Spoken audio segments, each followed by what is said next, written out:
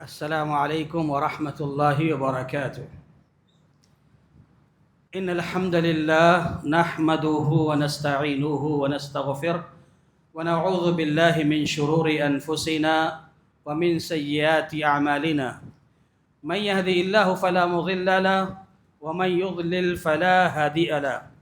وأشهد أن لا إله إلا الله وحده لا شريك له وأشهد أن محمدًا عبده ورسوله. يا أيها الذين آمنوا اتقوا الله حق تقاته ولا تموتن إلا وأنتم مسلمون. يا أيها الذين آمنوا اتقوا الله حق تقاته ولا تموتن إلا وأنتم مسلمون. يا أيها الناس اتقوا ربكم الذي خلقكم من نفس واحدة وخلق منها زوجها وبث منهما رجالا كثيرا ونساء واتقوا الله الذي تساءلون به والأرحام إن الله كان عليكم رقيبا. يا أيها الذين آمنوا اتقوا الله وقولوا قولا سديدا يصلح لكم أعمالكم ويغفر لكم ذنوبكم ومن يطع الله ورسوله فقد فاز فوزا عظيما. أما بعد فإن خير الحديث كتاب الله وخير الهدي هدي محمد صلى الله عليه وسلم وشر الأمور محدثاتها وكل محدثة بدعة وكل بدعة ضلالة وكل ضلالة في النار. أعوذ بالله السميع العليم من الشيطان الرجيم من همزه ونفخه ونفسه. بسم الله الرحمن الرحيم. وقال ربكم ادعوني أستجب لكم إن الذين يستكبرون عن عبادتي سيدخلون جهنم داخرين. معزز محترم ذی وقار علماء کرام، خصوصاً فضیلت الشیخ عبدالحکیم مدنی حفظہ اللہ، امیر ذیلی جمعیت اہل حدیث پالگھر، ناظم مجلس فضیلت الشیخ عبدالمتین سنابلی حفظہ اللہ، اور دیگر سامعین، بزرگوں، نوجوانوں، دوستوں اور ساتھیوں، پردہ نشین ماں اور بہنوں، ساری تعریفیں، حمد و ثنا، عظمت و بڑائی، بزرگی، کبریائی اس اللہ رب العالمین کے لیے ہے جو ہم سب کا خالق و مالک ہے، رازق و مدبر ہے، اور ساری کائنات کا تنہا اکیلا نظام چلانے والا ہے، اور ہم سب کی عبادتوں کا تنہا اکیلا وہی مستحق ہے۔ اس کے بعد بے شمار درود و سلام نازل ہو ہم سب کے آخری نبی محمد الرسول اللہ صلی اللہ علیہ وسلم کی ذات گرامی پر، جن کی مختلف کوششوں کے نتیجے میں ہم تک دین اسلام پہنچا۔ محترم ساتھیوں، خطبہ مسنونہ کے بعد میں نے آپ لوگوں کے روبرو سورۃ المؤمن کی ایک آیت پڑھی ہے۔ یہ آیت ویسے تو بہت معروف ہے، بہت مشہور ہے، لیکن پھر بھی میں چاہتا ہوں کہ اس کا ترجمہ، اس کا مفہوم آپ کے سامنے رکھ دیا جائے۔ اللہ تبارک و تعالیٰ کا ارشاد ہے، اس آیت میں اللہ تعالیٰ نے آپ سب سے، مجھ سے، سارے لوگوں سے کہا ہے، خطاب کیا ہے۔ اللہ کا ارشاد ہے، وقال ربکم، تمہارے رب نے یہ کہا ہے، یعنی ہمارے رب نے ہم سے، آپ سے، سب سے کہا ہے۔ کیا کہا ہے؟ ادعونی استجب لکم، تم مجھ سے مانگو میں دوں گا، تم مجھے پکارو میں سنوں گا، عطا کروں گا، مجھ سے سوال کرو میں تمہارے سوال کو پورا کروں گا، تم مجھ سے دعائیں کرو میں تمہاری دعاؤں کو قبول کروں گا۔ یہ اللہ رب العالمین نے کہا ہے۔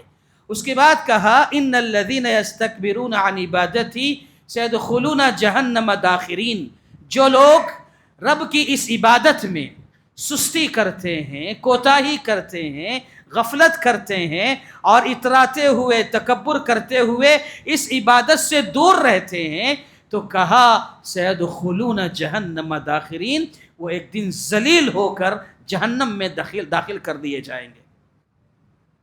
محترم ساتھیوں، اس آیت کریمہ میں ہمارے رب نے جو کہا ہے کہ مجھ سے مانگو، مجھ کو پکارو، میں تمہاری پکار سنوں گا، تم جو مانگو گے میں دوں گا، یہ رب کا اعلان ہے۔ اور آپ جانتے ہیں اللہ تعالیٰ کی یہ وہ عبادت ہے، مانگنا، اللہ کے سامنے دامن پسارنا، رب کے سامنے رونا، گڑ گڑانا، یہ ایسی عبادت ہے کہ اگر بندہ نہ کرے، دعا نہ کرے، تو رب ذوالجلال کو غصہ آتا ہے۔ رب ناراض ہوتا ہے۔ پیارے نبی محمد الرسول اللہ صلی اللہ علیہ وسلم نے ارشاد فرمایا انہ من لم یسأل اللہ یغضب علیہ، کہ جو اللہ تعالیٰ سے فریاد نہیں کرتا، جو اللہ سے دعا نہیں کرتا، جو اللہ سے مانگتا نہیں ہے، اللہ تعالیٰ اس پر ناراض ہوتا ہے، اللہ اس پر غصہ ہوتا ہے۔ اللہ اکبر! ہمارا رب کتنا رحیم ہے، کتنا مہربان ہے کہ اگر ہم نہ مانگیں تو وہ غصہ کرتا ہے۔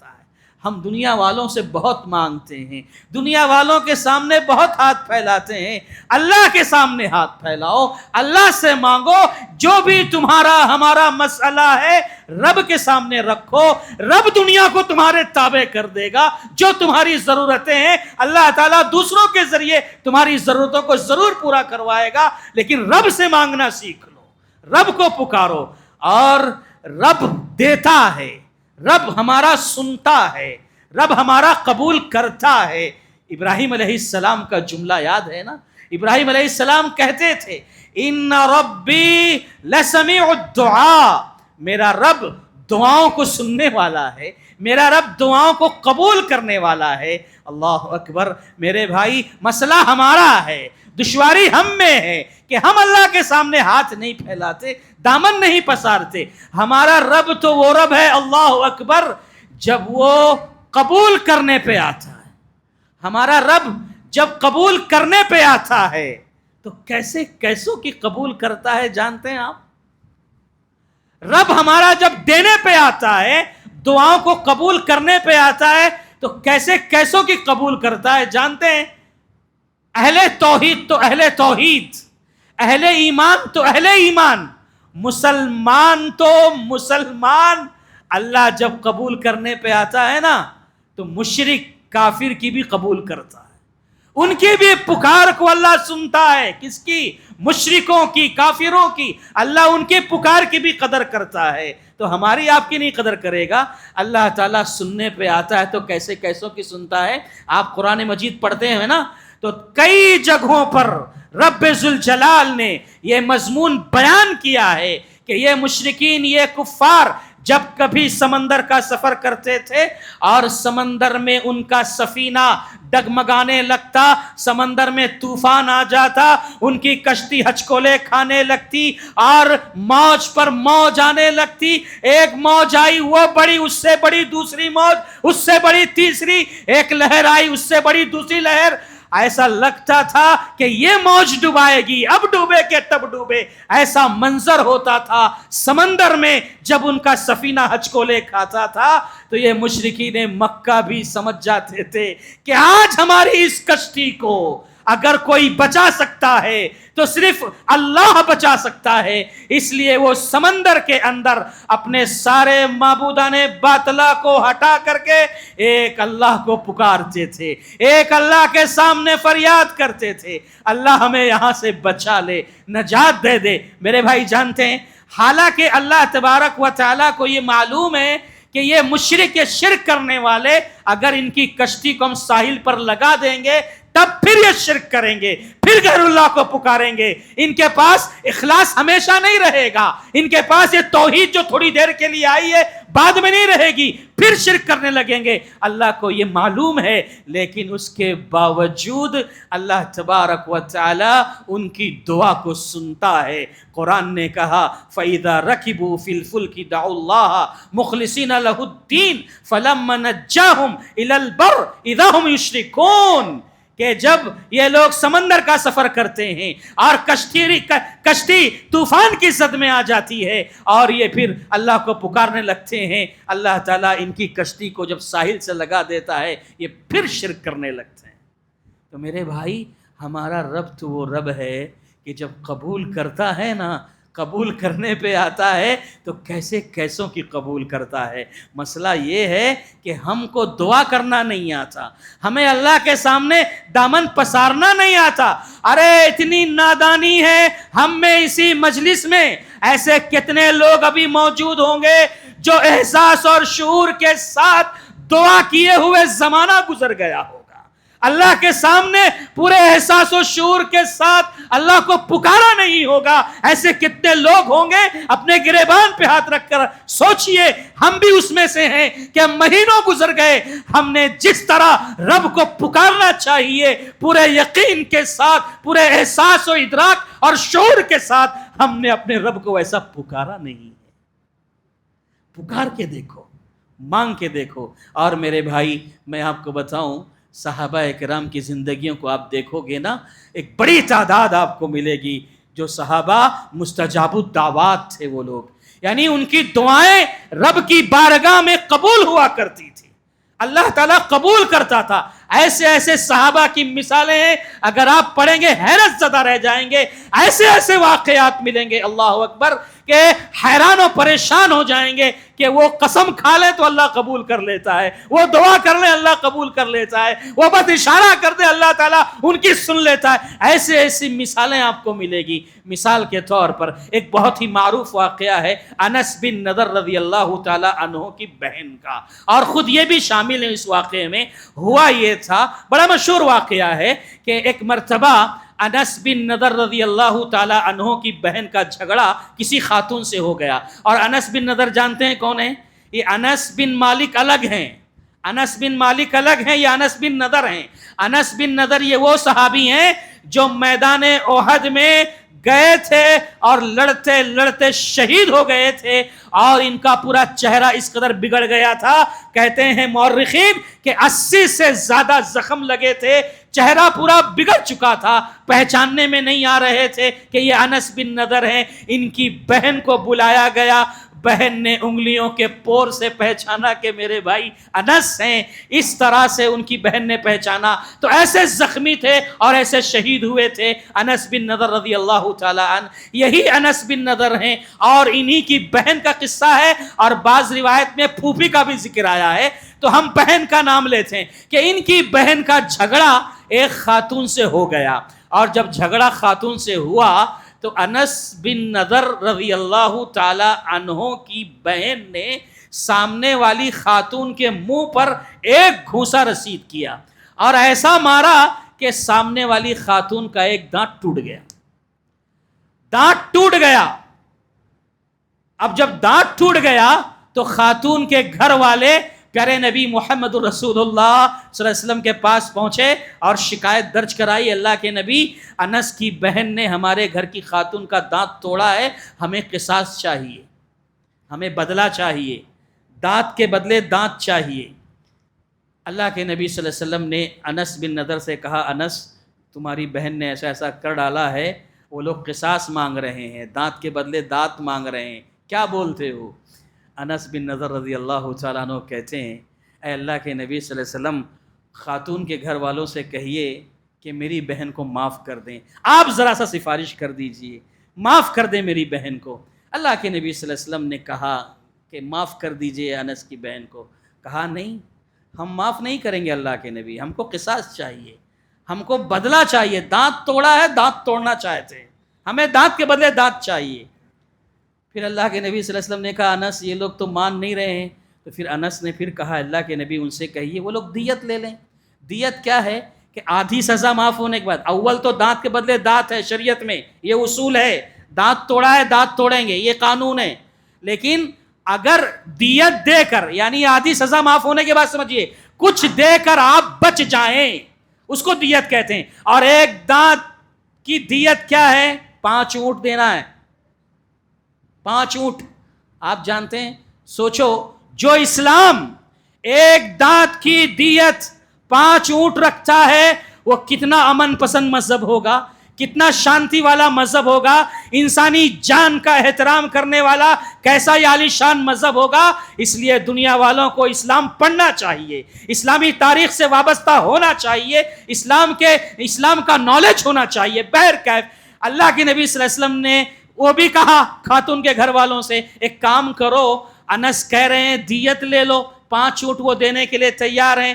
کہا نہیں، ہم نہ معاف کریں گے نہ دیت لیں گے، ہم کو دانت چاہیے، ہماری بہن، ہمارے گھر کی خاتون کا دانت ٹوٹا ہے، ہم بس دانت توڑیں گے۔ اب یہاں معاملہ گمبھیر ہو گیا، معاف کرنے کے لیے تیار نہیں، دیت لینے کے لیے تیار نہیں۔ اللہ کے نبی صلی اللہ علیہ وسلم نے انس سے کہا انس اب کیا ہوگا؟ کہا کیا ہوگا اللہ کے نبی؟ کہا وہ لوگ معاف نہیں کر رہے ہیں، دیت نہیں لے رہے ہیں، تو تمہاری بہن کے دانت کو توڑنا پڑے گا۔ انس کہتے ہیں اللہ کے نبی کیا میری بہن کا دانت توڑا جائے گا؟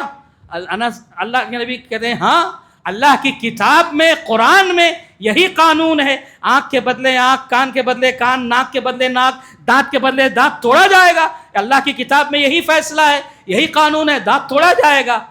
اب انس بن نضر رضی اللہ تعالی عنہ نے جب یہ سنا جذبات میں آ گئے، بہن کی محبت میں آؤٹ آف کنٹرول ہو گئے وہ، اور ان کی زبان سے ایک جملہ نکلا، انہوں نے قسم کھائی اور کیا کہا؟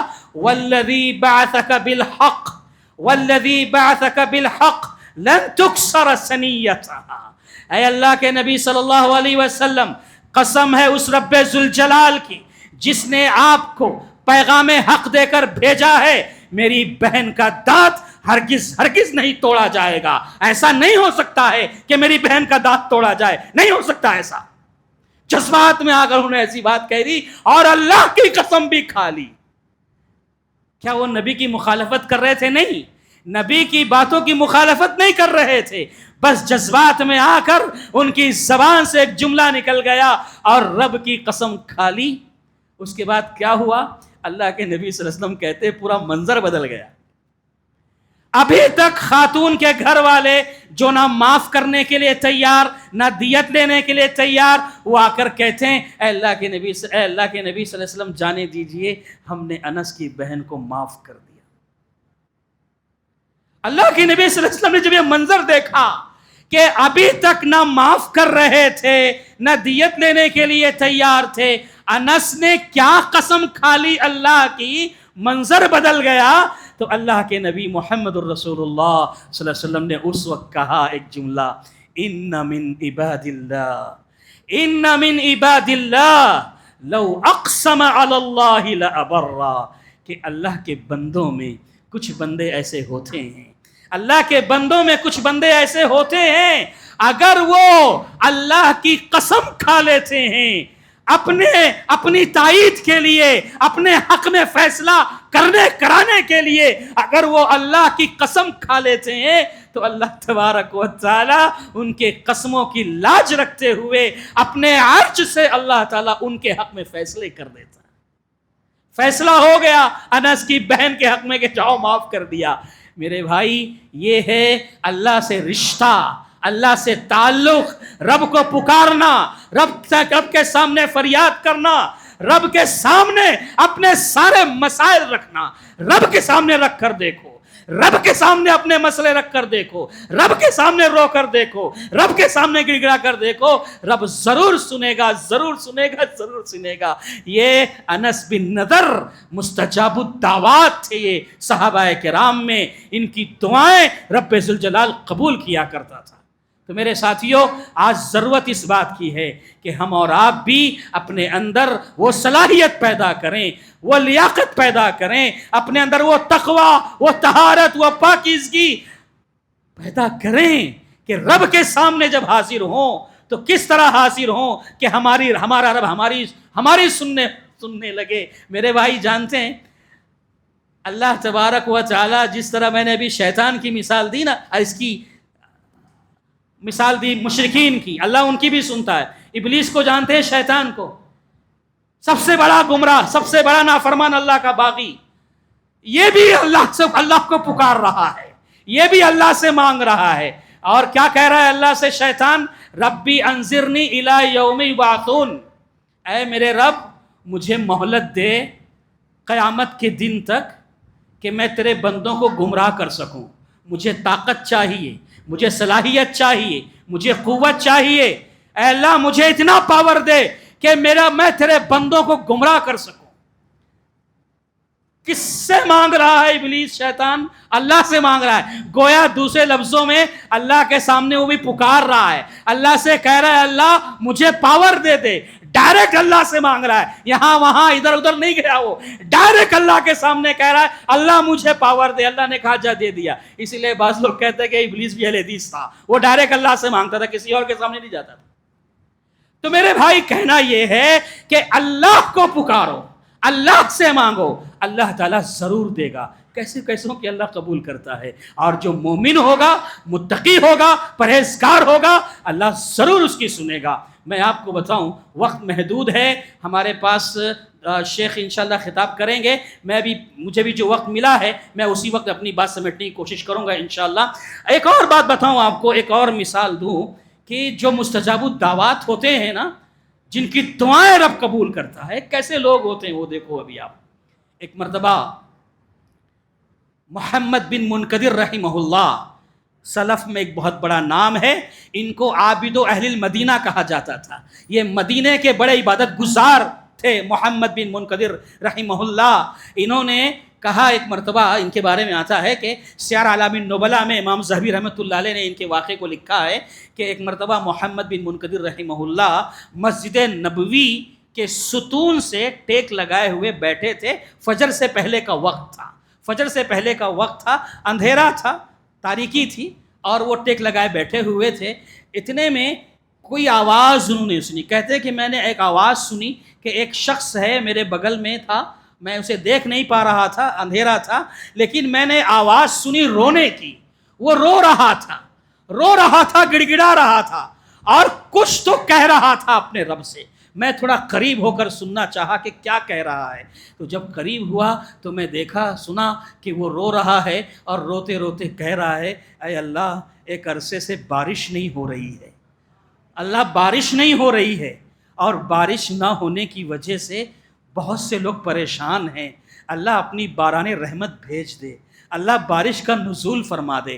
رو رہا ہے اور دعائیں کرتا جا رہا ہے بارش کے لیے، رو رہا ہے، دعائیں کرتا جا رہا ہے. محمد بن منقدر رحمہ اللہ کہتے ہیں میں نے یہ منظر دیکھا کہ ابھی اس کی دعا ختم نہیں ہوئی ہے اور وہ بارش کی دعا کر رہا ہے، ابھی دعا اس کی جاری ہے. میں نے دیکھا، سنا کہ آسمان پر بادل گرجنے لگے، اور دیکھتے ہی دیکھتے موسلا دھار بارش شروع ہو گئی، بارش برسنے لگی.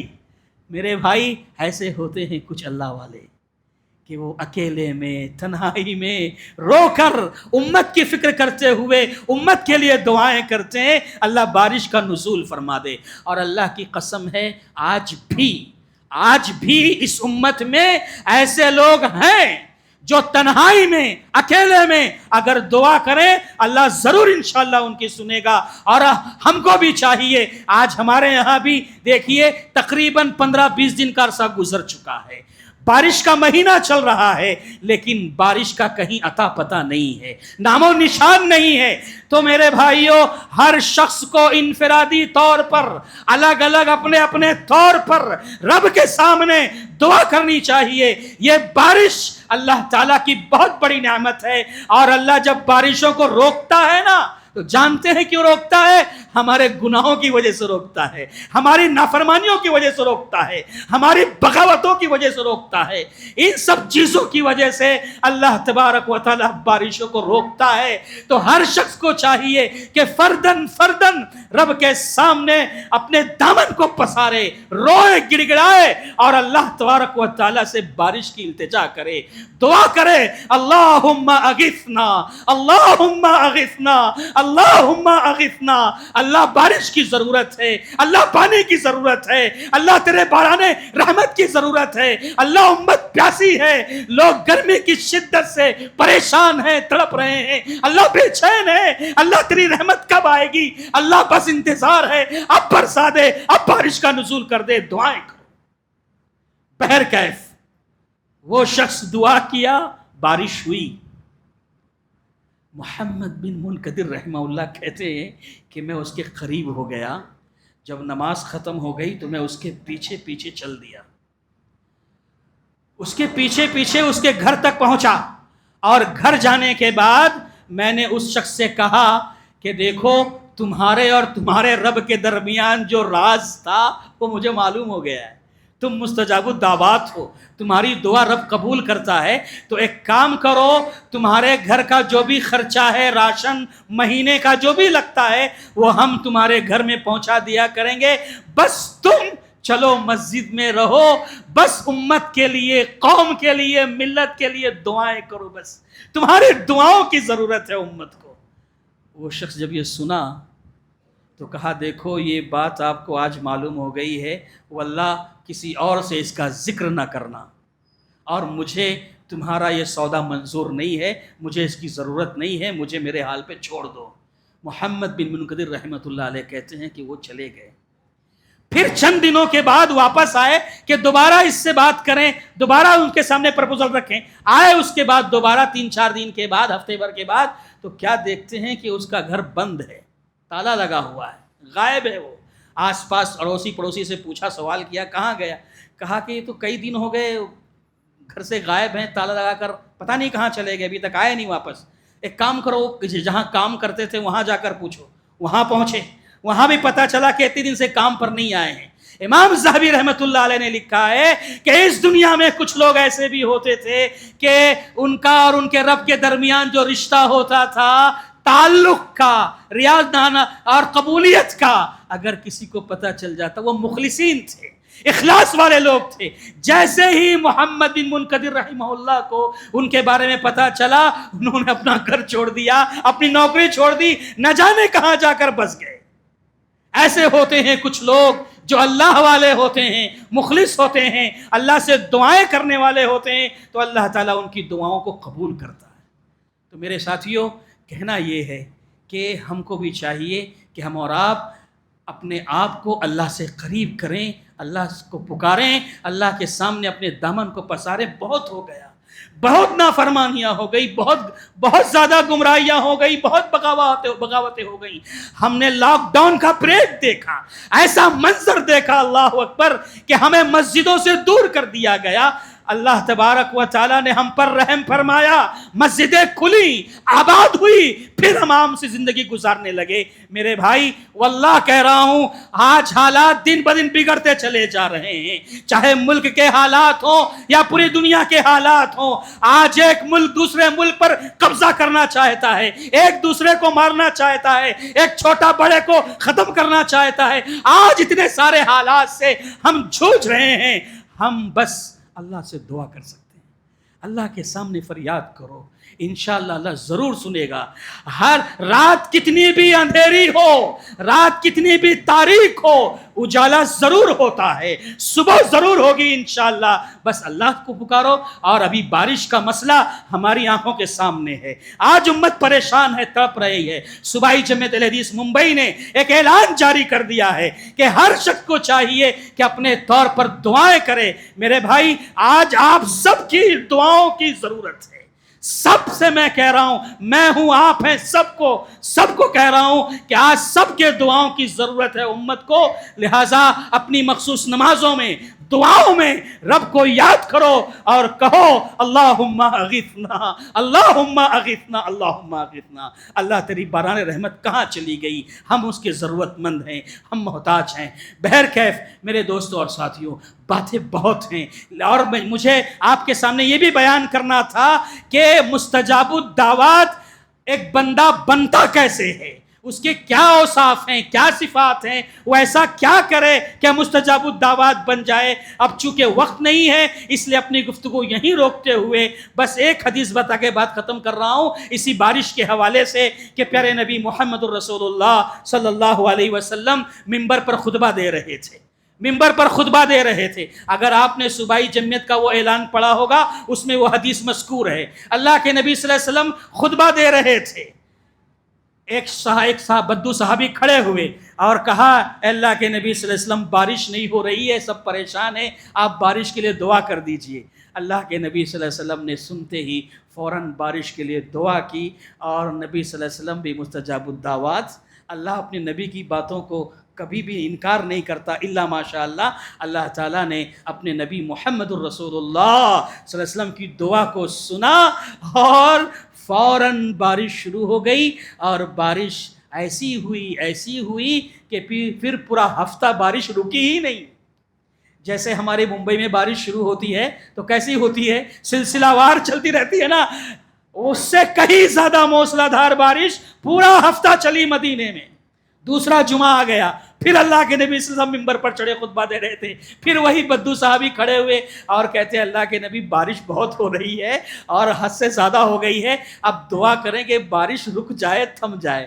تو پھر اللہ کے نبی صلی اللہ علیہ وسلم نے دعا کی، اللہم حوالینا ولا علینا، اللہ اس بارش کو تو ہمارے اوپر نہیں اطراف میں برسا دے مولا. تو پھر وہ دعا قبول ہوئی، بارش تھم گئی. تو بہرکیف میرے دوستوں اور ساتھیوں، چونکہ موقع تھا، مناسبت تھی، اس لیے میں نے یہ ذکر چھیڑ دیا ہے. اور ہر شخص کے لیے ضروری ہے کہ وہ اپنی دعاؤں میں اس کو یاد رکھے اور بارش کی دعا کرے. اور بھیونڈی جمعیت اہل حدیث نے اتوار کے دن غالباً عیدگاہ پر جو ہے نماز استسقاء کا اہتمام کیا ہے. لہٰذا بڑی تعداد میں اس سنت کو بھی آپ لوگ زندہ کریں، ادا کریں اور اللہ سے دعا کریں کہ اللہ تعالی ہماری مشکلوں کو آسان کر دے، اللہ ہمارے مسائل کو حل کر دے، اللہ تعالی ہمیں دنیا میں جب تک رکھے عزت کے ساتھ رکھے، ہمارا خاتمہ ہو تو ایمان بالخیر پر ہو. آمین. وآخر دعوانا ان الحمد للہ رب العالمین. السلام علیکم ورحمۃ اللہ وبرکاتہ.